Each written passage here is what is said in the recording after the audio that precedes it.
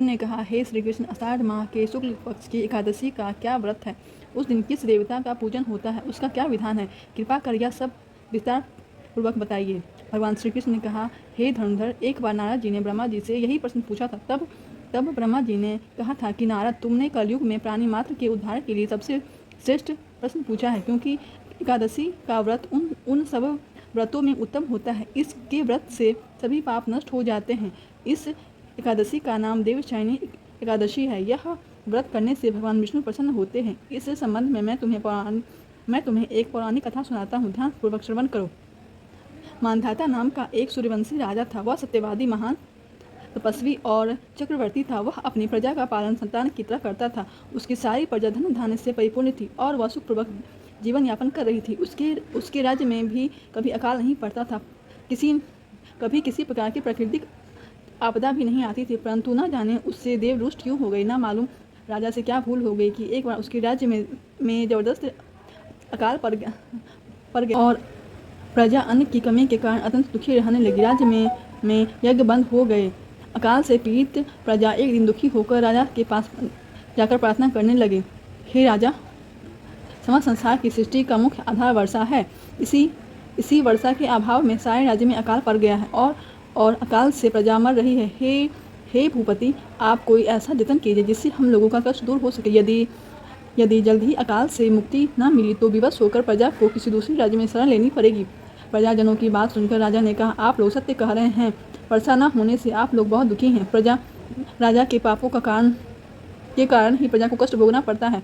मैं बहुत सोच विचार कर रहा हूँ, फिर भी मुझे अपना कोई दोष नहीं दिखाई दे रहा है।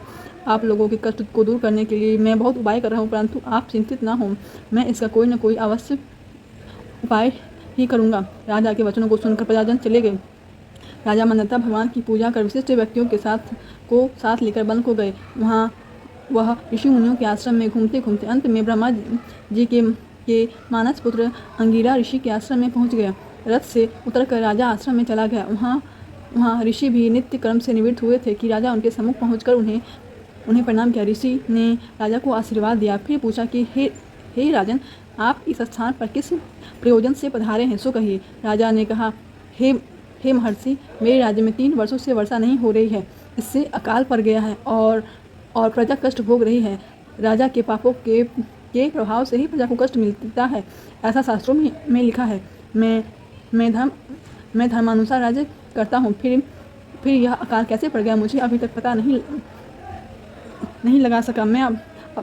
इसका मुझे अभी तक पता नहीं लग सका। अब मैं आपके पास संदेह की निवृत्ति के लिए आया हूँ। आप कृपा कर मेरी इस समस्या का निवारण कर प्रजा के कष्ट को दूर करने का उपाय बतलाइए। यह सब वृत्तांत सुनने के बाद ऋषि ने कहा, हे नृपति, इस सतयुग में धर्म के चारों चरण सम्मिलित हैं। यह युग सभी युगों में उत्तम है। इस युग में केवल ब्राह्मणों को ही तप करने और वेद पढ़ने का अधिकार है, किंतु आपके राज्य में एक शूद्र तप कर रहा है। इसी के दोष के कारण आपके राज्य में वर्षा नहीं हो रही है। यदि आप प्रजा का कल्याण चाहते हैं तो शीघ्र ही उस शूद्र का वध करवा दीजिए। जब तक आप यह कार्य नहीं कर लेते तब तक आपके राज्य में अकाल की पीड़ा से कभी मुक्ति नहीं हो सकता। इसी के वचन सुनकर राजा ने कहा, हे मुनिश्रेष्ठ, मैं उस निरपराध तप करने वाले शूद्र को नहीं मार सकता। किसी निर्दोष मनुष्य की हत्या करना मेरे नियमों के विरुद्ध है और मेरी आत्मा इसे किसी भी स्थिति में नहीं स्वीकार कर सकती। आप इस दोष से मुक्ति का कोई दूसरा उपाय बताइए। राजा को विचलित जान ऋषि ने कहा, हे राजन, यदि आप ऐसा चाहते हो तो आषाढ़ मास के शुक्ल पक्ष की देवशयनी एकादशी का विधि पूर्वक व्रत करो और इस व्रत के प्रभाव से तुम्हारे राज्य में वर्षा होगी और प्रजा भी पूर्व की भांति सुखी हो जाएगी, क्योंकि इस एकादशी का व्रत सिद्धियों को देने वाला है और कष्टों को से मुक्त करने वाला है। ऋषि के इन वचनों को सुनकर राजा अपने नगर को वापस आ गया और विधान पूर्वक देवशयनी एकादशी का व्रत किया। इस व्रत के प्रभाव से राज्य में अच्छी वर्षा हुई और प्रजा को अकाल से मुक्ति मिली।